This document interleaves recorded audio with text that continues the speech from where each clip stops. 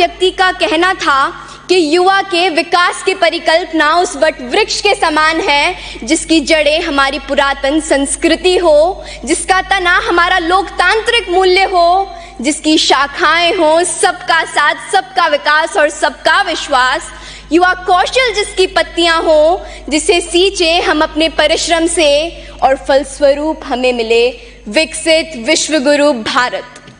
As quoted by Mahatma Gandhi, live as if you were to die tomorrow and learn as if you were to live forever.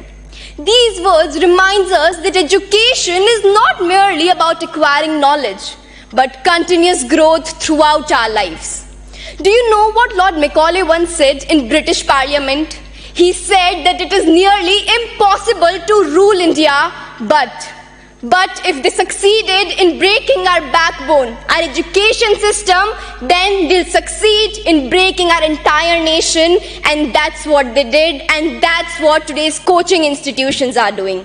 They are prioritizing rote learning over true understanding, thus reducing education to a mere race for marks.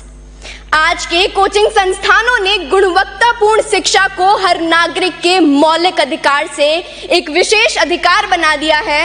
चिंतित माता पिता की नजरों में ये coaching संस्थान पैसा छापने की मशीन बन गए हैं, जो छात्रों और अभिभावकों की असुरक्षाओं पर गिद्ध दृष्टि लगाए हुए हैं। आपको यह जान के हैरानी होगी कि हमारे देश के प्रतिष्ठित कोचिंग संस्थानों में 120 से भी ज्यादा छात्रों के लिए केवल एक अध्यापक नियुक्त होता है। क्या ये पर्याप्त है?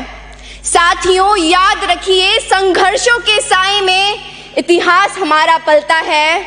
जिस और जवानी चलती है उस और जमाना चलता है।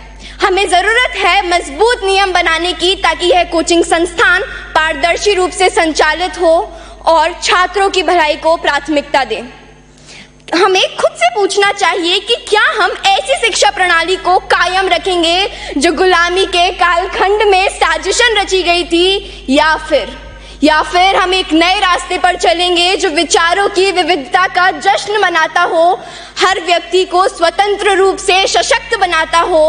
अंत में मैं बस यही कहना चाहूंगी कि वसुधा का नेता कौन हुआ, भूखंड विजेता कौन हुआ, अतुलित यशक्रेता कौन हुआ, नवधर्म प्रणेता कौन हुआ, जिसने न कभी आराम किया, विघ्नों में रहकर काम किया, विघ्नों में रहकर काम किया। जय हिंद, जय भारत और धन्यवाद। ऑनरेबल मेंबर ख्याति सिंह।